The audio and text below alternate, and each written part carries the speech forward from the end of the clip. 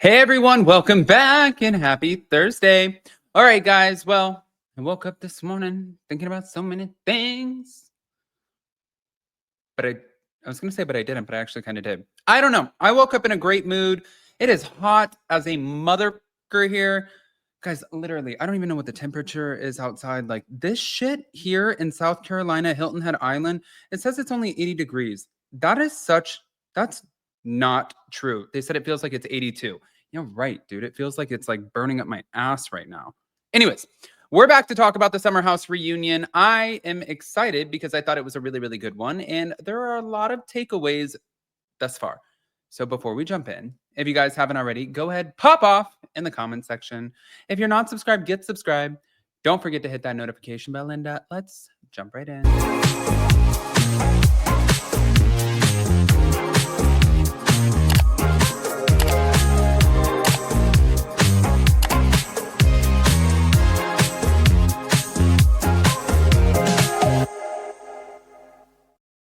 I mean, the reunion part one, damn. Not only that, but we're accompanying this with a couple little funny memes and also an interview from Paige. But I think that's the main takeaway right now. At first, people really wanted to know about Lindsay and Carl. I think we're well past that. And then now it's been a lot about Jesse Solomon and Lexi Wood. I'm like, I'm kind of past that. But the Paige and Craig, that's where I'm like, ooh, you got my attention. So during the reunion, Paige did address her breakup with Craig, and she said that they discussed ending their relationship for about a year, even briefly split back in February.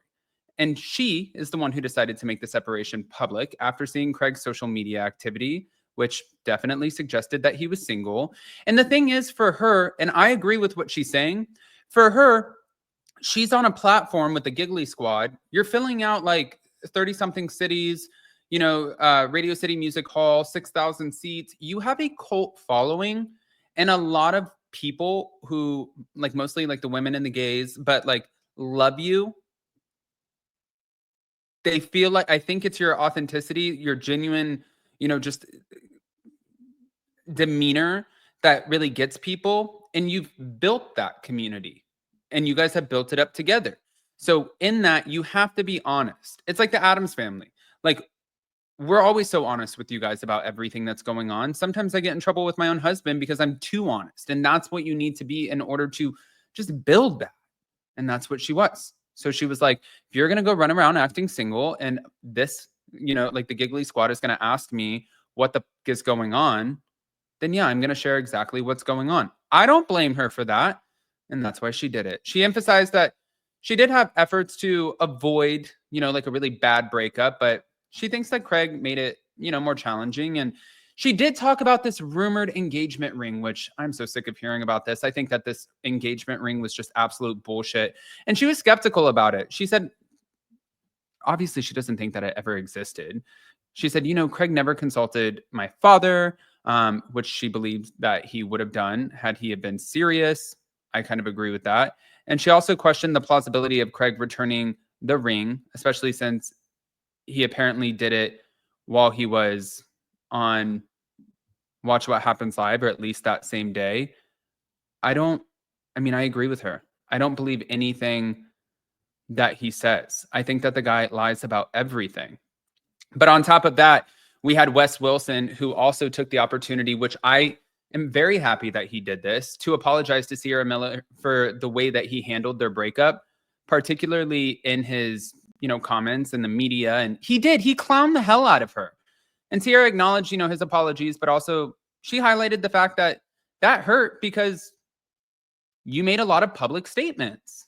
And she shared, you know, I have personal family issues that have made me more cautious in relationships. And there's the situation is a lot more complex than how you're making it seem.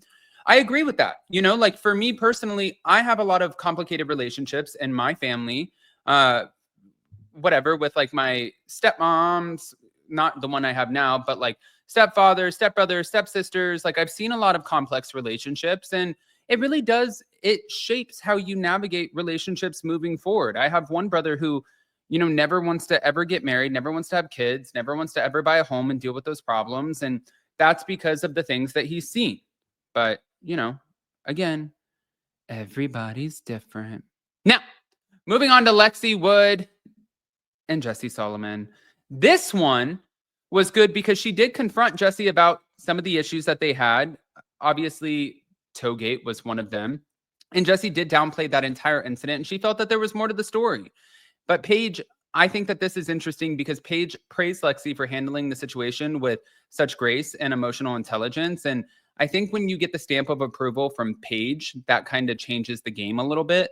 That is showing the network like, oh, well, if Paige is going to stand by her, then this is good. She has an ally, and it opens the doors for her to come back, in my opinion. But in her own personal interview, Paige did discuss some of the challenges of filming Summer House, saying that, reliving the past events and as the episodes air, those can be emotionally taxing, but that's tale as old as time from every reality TV star ever. And she said it's kind of like joint therapy with the audience, like when we watch this shit back. And she said, I have a lot of excitement about being single in my 30s and trying to find a partner who understands my lifestyle, but isn't necessarily part of the reality TV world. Lindsay Hubbard ended up doing that, and I don't know how well that is working, to be honest with you. Lindsay Hubbard did say that she wouldn't be in her relationship probably if they wouldn't have had a kid. So maybe sometimes you need somebody in the reality TV world. But for me, looking at Paige, I kind of think that Paige does not need a man his job cannot be in reality TV. I think that she needs a New York businessman or somebody who's really savvy, somebody tech, somebody just like in a suit, somebody who is very sure of themselves, but not too cocky, but also can put you up on a pedestal and champion everything that you're doing in the public eye while letting you have that spotlight and just being back to support you. I think that's exactly what Ariana Madix found in her partner. Now, there were a few serious topics, clearly, but I thought that the reunion, there were a lot of laughs. Paige did mention that Andy Cohen found a couple instances pretty amusing, where you could see where they're just like right here, even like dying, laughing their asses off. And she said that Jesse Solomon participated more actively in discussions in this reunion, which I think is good too. When I saw, by the way, this, which I wanted to share with you, thank you to Queens of Bravo. I was looking at the clips, and some of them, you miss them throughout the time. You don't miss them, but you just, when you see it accompanied by a photo and the words over it, like, now Craig was on Watch What Happens Live after the Southern Charm reunion, and he told me that he returned the ring that day. She said, how convenient. The day he's on Watch What Happens Live, him and his new girlfriend went to return my ring. I don't think so, Andy. That's insane. And I was like, yes. And he said, just a side note, Carl, what did happen with your engagement ring to Lindsay? Paige said, Craig took it, which I also thought, the girl is funny. She's funny, So I don't know. It's my opinion. I want to hear what you guys think, though, guys. Pop off in the comments section, please. Jason's on his way to go pick up my new camera right now because, as you guys can see, mine was giving us a little bit of a glitch moment. But if you want to give me a glitch moment or a bitch moment, I don't care because you're not stopping me from coming on the air, if you know what I'm saying. Like I said, I woke up in a bomb-ass mood, super, super happy, ready to tackle this fine Thursday. And tomorrow's Friday. We're getting ready to go into the weekend. So I have nothing but happiness and love. And that's what I'm leading with. So I'm sending you guys all the positive vibes. Hope you guys watched the Summer House reunion. If you didn't, go watch it. That way you can catch up and comment in this. And if also you don't want to go catch up, I pretty much just gave you all the, cliff notes for it. So yeah, love you guys. Bye.